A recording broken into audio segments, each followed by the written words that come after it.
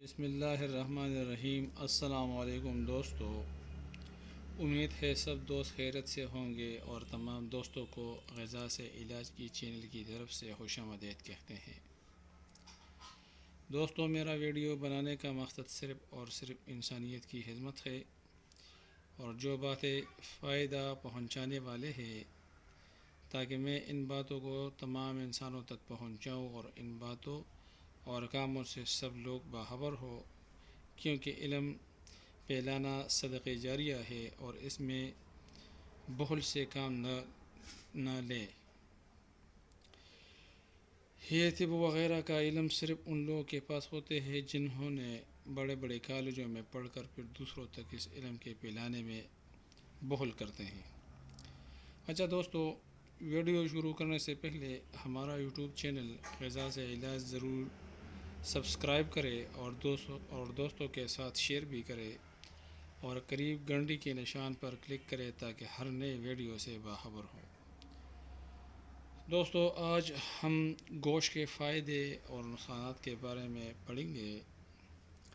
آبادی عالم کی اکثریت گوشت خور ہے۔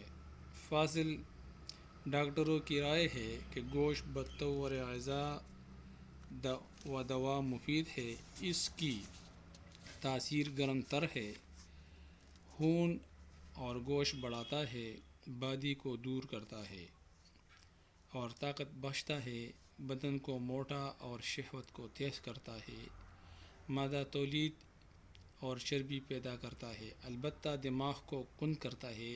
چنانچہ جن ممالک میں گوشت بہت زیادہ استعمال کیا جاتا ہے وہاں کے باشندے جنگجو اور خونخوار ہوتے ہیں، مگر دماغی حیثیت سے صفر۔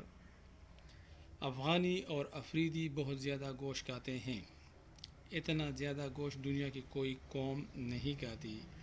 گوشت کی اسی کثرت کا نتیجہ ہے کہ وہ جنگجو ہے، بہادر ہے، ذرا سی بات پر مشتعل ہو جاتے ہیں۔ گوشت کھانے سے احتلام کی شکایت لاحق ہوتا ہے۔ جریان احتلام سرطان انزال کی بیماریوں میں سخت مضر ہے۔ سائنس کی جدید تحقیق کے مطابق گوشت میں وہ اجزاء پائے جاتے ہیں جو خون اور گوشت پیدا کرتے ہیں۔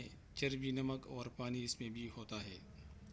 اس کی چربی میں وٹامن اے پایا جاتا ہے جس سے ہڈیوں کو غذا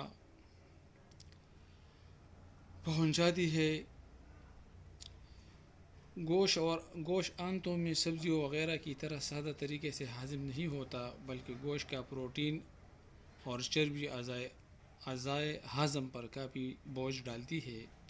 گوشت کی کثرت استعمال سے گردوں میں یورک ایسڈ کی جو زیادتی ہو جاتی ہے، گردے اسے بآسانی خارج نہیں کر سکتے۔ گوشت بدن میں صفرا کو زیادہ کرتا ہے۔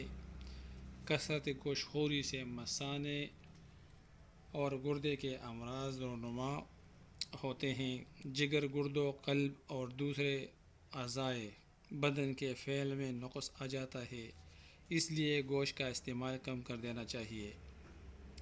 بٹیر، تیتر اور مرغ وغیرہ پرندوں کا گوشت لطیف، ذوب ہضم اور طاقت بخش ہے۔ مچھلی میں فاسفورس زیادہ ہے جو دماغ کی خصوصیات کو بخشتا ہے۔ یہی وجہ ہے کہ بنگالی زبردست دماغ کے مالک ہے۔ گوشت اور مچھلی کے ساتھ دودھ، دہی، چھاچھ، کھیر، شہد، سرکہ اور مولی کے استعمال سے خون اور دماغ خراب ہوتا ہے، اس لیے گوشت کے ساتھ ان چیزوں سے پرہیز کرنا چاہیے۔ تبدیق، سنگ رہنی اور پرانے اسہال میں یا بیماری کے بعد جب مریض کمزور ہو گیا ہو تو اسے گوشت کی یخنی یا شوربے کی ایک پیالہ دی جا سکتی ہے۔ اچھا دوستو، دوسرے ویڈیو کے ساتھ پھر آپ کی خدمت میں حاضر ہوں گے۔ اجازت ہے، والسلام۔